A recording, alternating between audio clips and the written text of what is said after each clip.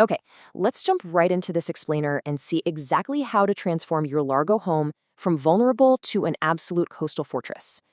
Now, if you live in Pinellas County, you already know we live in a paradise. But, that paradise comes with a serious ongoing structural cost. So today we're going to look closely at the science, the strict regulations, and the precise construction methods that are literally required to keep a roof over your head in one of Florida's absolute toughest weather environments. What's really fascinating here is Largo's geography. Think about where the city actually sits. You are essentially surrounded by water on three sides, sandwiched right between the Gulf of Mexico and Tampa Bay. And that creates this punishing, relentless environment for your roof. We aren't just talking about the occasional hurricane rolling through. We're talking about daily salt air, year-round extreme humidity, and this intense UV exposure that inland areas simply never have to deal with. Here is our roadmap for the explainer today. We'll be hitting the coastal weather threat, hidden damage above your ceiling, Florida's strict building codes, the 25% re-roofing rule, the proper replacement process, and finally, understanding your roofing investment. Part 1. The coastal weather threat. 60 miles per hour. That is the force of those fierce afternoon thunderstorm gusts we get hammered with all summer long. And think about what actually happens during those storms. Rain doesn't just fall straight down, right? These 60-mile-per-hour gusts drive horizontal rain straight beneath standard shingles that were honestly only designed for vertical water flow. The water actively seeks out every single gap in your roof's flashing, especially around the valleys and eaves, and it slowly compromises the whole system, storm after storm. But while 60 miles per hour is our everyday nuisance, Largo actually sits in what's called Wind Zone 3. That means your roofing system is legally required to be designed to withstand massive 140-mile-per-hour sustained winds. Products that might be perfectly legal and even highly rated for a home further inland, they simply lack the necessary ratings for a coastal installation. You absolutely need a system engineered specifically for a high-velocity hurricane zone. Part 2. Hidden damage above your ceiling. There is a huge misconception here. Most damage goes entirely unnoticed until leaks appear inside the home. So the crucial point to remember is that waiting for a leak means the underlying destruction has actually been happening for quite some time. A water stain on your living room ceiling, that's really the very last stage of a roof failure. Because by the time water travels through your shingles, breaches the underlayment, soaks through your plywood decking, and eventually saturates your drywall, well, you aren't just dealing with a roofing problem anymore. You're dealing with a major structural and interior restoration.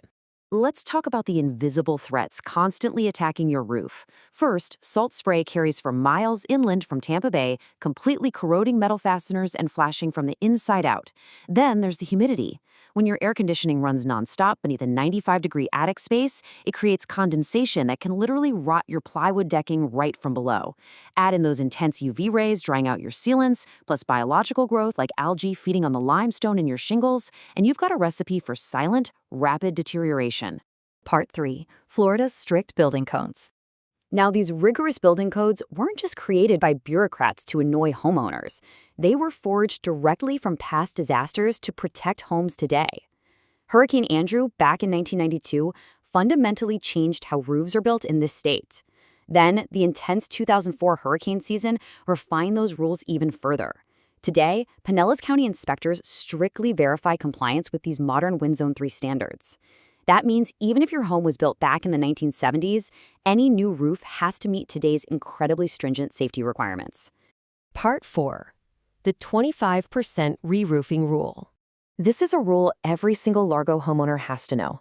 The 25% re-roofing rule states that if you replace more than 25% of your roof surface within a 12-month period, the entire roof must be brought up to current building code. It completely busts the dangerous myth that you can just keep patching a damaged roof indefinitely. If a storm rips off a section of shingles and that repair area crosses the 25% threshold, Florida law steps in and dictates a full replacement. Let's compare the two approaches. If you try to just patch an aging roof indefinitely, you're leaving these hidden weak spots that are almost guaranteed to fail during the next major storm. Full code compliance, on the other hand, forces the installation of updated, heavy-duty underlayment and hurricane-rated fastening patterns. It's essentially the legal safeguard ensuring your home doesn't suffer a catastrophic failure when a tropical system inevitably makes landfall. Part 5. The proper replacement process. So, how do we actually do this right?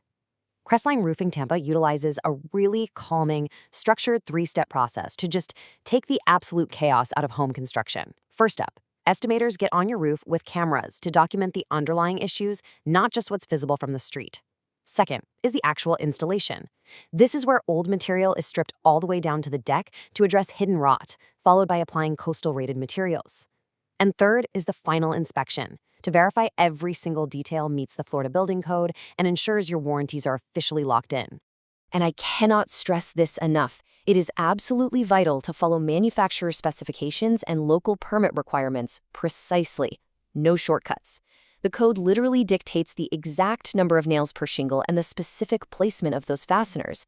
If a contractor rushes and misses these highly specific details, your manufacturer warranty is instantly voided. Even worse, you're left carrying massive liability when those improperly secured shingles turn into dangerous projectiles in a 100-mile-per-hour wind. Part 6. Understanding your roofing investment.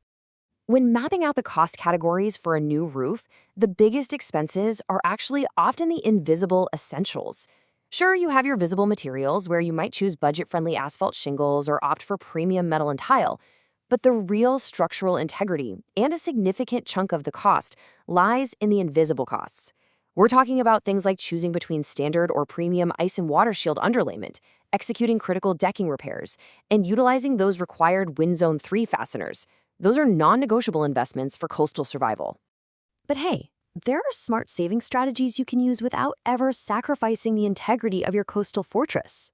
First, time your replacement before the emergency storm season hits. Second, address minor penetration leaks immediately, way before they have a chance to rot your decking.